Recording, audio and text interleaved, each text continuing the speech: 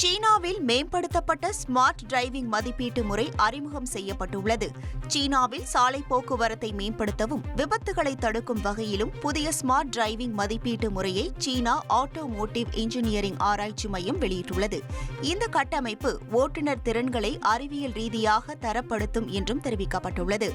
மனிதனை போன்று முடிவெடுக்கும் திறனை அளவிடும் வகையிலும் சிக்கலான சூழ்நிலைகளிலும் 100க்கும் மேற்பட்ட வாகன மாடல் தரவுகளிலிருந்து சோதித்து பார்க்கப்பட்டு தரத்தை உயர்த்த நடவடிக்கை எடுக்கப்பட்டுள்ளதாக ஆராய்ச்சி மையம் தரப்பில் கூறப்பட்டுள்ளது.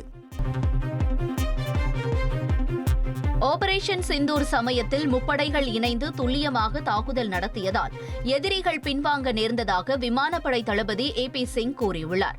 சென்னை பரங்கிமலை ராணுவ அதிகாரிகள் பயிற்சி மையத்தில் 186 பேர் அதிகாரிகளாக தேர்ச்சி பெற்றனர். பயிற்சி நிறைவு விழாவில் விமானப்படை தளபதி AP சிங் கலந்து கொண்டு சிறப்பாக பணியாற்றியவர்களுக்கு பதக்கங்கள் வழங்கினார். தொடர்ந்து பேசிய அவர், ராணுவ வீரர் நல்ல மனிதநேயராகவும் நாட்டின் நல்ல குடிமகனாகவும் இருக்க வேண்டும், அப்போதுதான் நல்ல ராணுவ வீரராக விளங்க முடியும் என்று கூறினார்.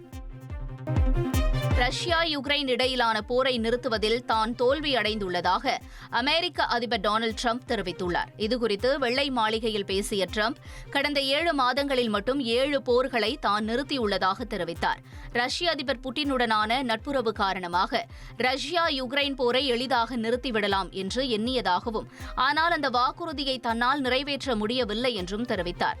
தனது நிர்வாகத்தின் போது சந்தித்த மிக கடினமான போர் இதுவாக இருக்கலாம் என்றும் டொனால்டு டிரம்ப் குறிப்பிட்டார்.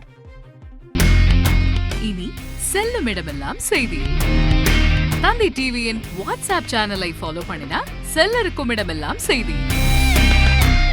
இதோ QR கோட், இப்பவே ஸ்கேன் பண்ணுங்க, ஃபாலோ பண்ணுங்க.